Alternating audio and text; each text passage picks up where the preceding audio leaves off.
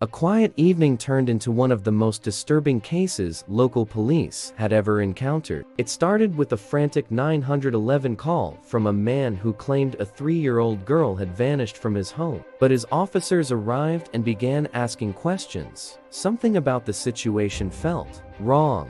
And before the night was over, a discovery inside a plastic storage container would send one officer into complete shock. Shortly after 9 p.m., a man named Devin O'Brien dialed emergency services. His voice was shaky. He told the dispatcher that his girlfriend's daughter had suddenly disappeared. According to him, he had taken a short nap, and when he woke up, both the toddler and the family dog were gone. The child's name was Charlotte Patterson. She was only 3 years old. Devin said he had searched the entire home, but couldn't find her anywhere. He speculated that someone might have taken her, even suggesting that Charlotte's biological father might somehow be involved. But while he was speaking to the dispatcher, something strange happened. In the middle of the call, Devin suddenly stopped to deal with something else. He said his dog was dying and needed to be carried inside. The dispatcher assured him officers were already on the way. Within minutes,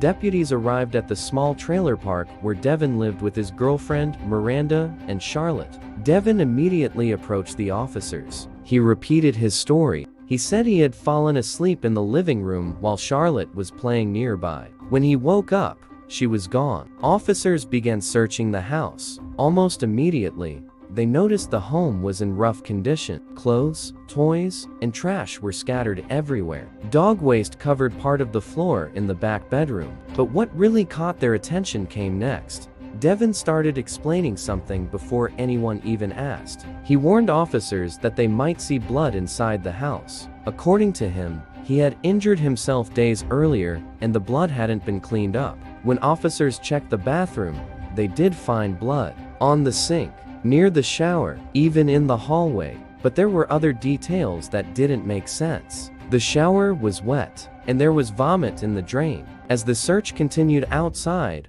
officers spoke with neighbors. What they heard immediately raised red flags. Earlier that evening, Devin had approached several neighbors asking if they had seen the dog, but none of them said he mentioned a missing child. For investigators, that was alarming. If a toddler had vanished, why wasn't he asking about her? Meanwhile, Devin seemed strangely calm. Instead of helping search the area, he spent most of the time talking on the phone. One officer quietly told a colleague, "Something about this guy isn't right." The decision was made to temporarily place Devin in the back of a patrol car while officers continued the search. As officers searched the property surrounding the trailer, one deputy walked toward a small shed nearby. Inside were several storage containers stacked on shelves. One of the black plastic totes caught his attention. When he tried to move it, it felt unusually heavy. He reached inside and instantly froze. He felt something soft, a face. The officer immediately yelled for backup. Other officers rushed into the shed.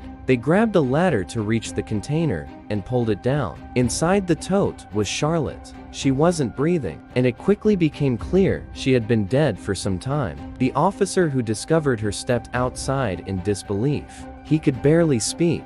From the patrol car, Devin overheard the radio chatter. When he realized what officers had found, he began shouting. He insisted he loved Charlotte. He claimed he would never hurt her. But investigators had already begun forming a very different theory. Charlotte hadn't been kidnapped. She had been in that shed the entire time, and Devin had been there when officers searched the property. As detectives processed the scene, they collected evidence from the house and surrounding area. Neighbors also provided security camera footage. The video showed something extremely important. Earlier that evening, the dog had run out of the trailer alone. Charlotte never followed. The footage contradicted Devin's story, and there was another troubling detail. Before calling 911, Devin had driven away from the trailer park for roughly 10 minutes. Detectives would later learn he had been transporting the tote. At the police station, detectives questioned Devin for hours. He repeatedly claimed he had no memory of hurting Charlotte. At times, he blamed exhaustion. Other times, he blamed mental health issues.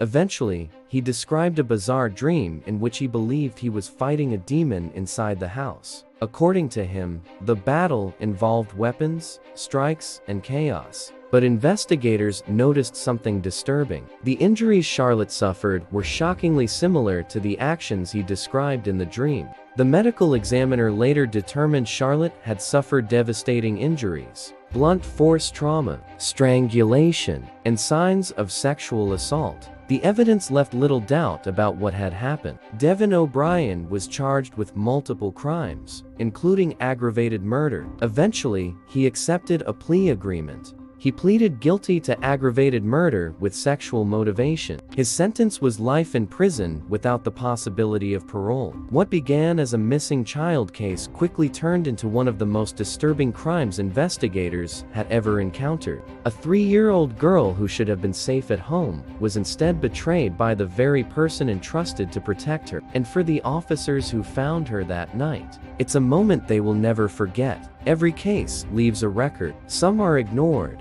Others demand a closer look.